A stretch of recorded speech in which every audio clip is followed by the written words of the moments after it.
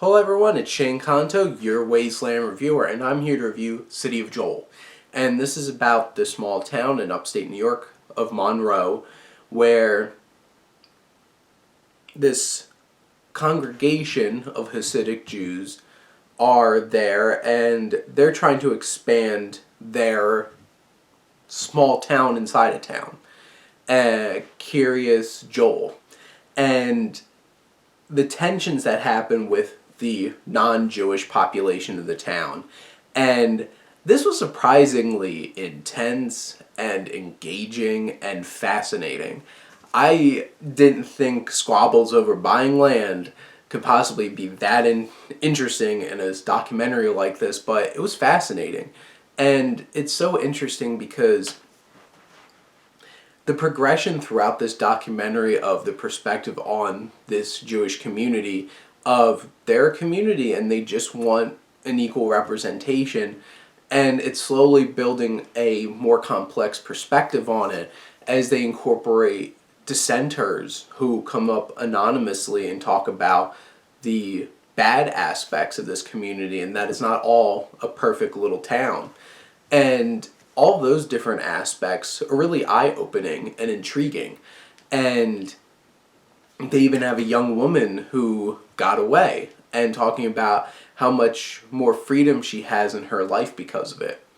But then you also have those who love their community and respect their faith so much and dealing with the anti-Semitism because they have United Monroe, this group that's trying to fight against them, led by this woman who from the very start you feel sympathy how the documentary sets it up, because she had a very distasteful thing sent to her home that her child has to deal with, and then you slowly realize she's not exactly the greatest person and there might really be some anti-Semitism going on.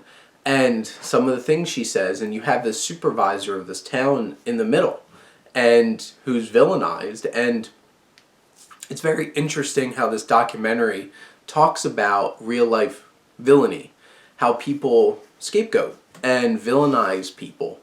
And it's very relevant in today's society because it happens all the time. And it's very interesting looking at these different perspectives.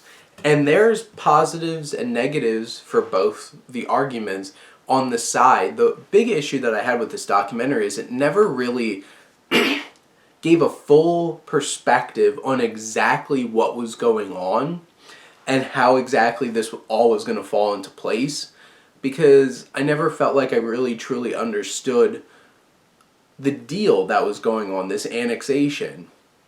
And it's like, did they own this land already and they just wanted authority to build on it?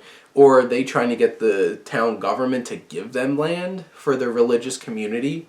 And that's a tricky thing too, as this sheds a lot of light on where's that line between protecting religion in the government and the government allowing for religion to have its own government.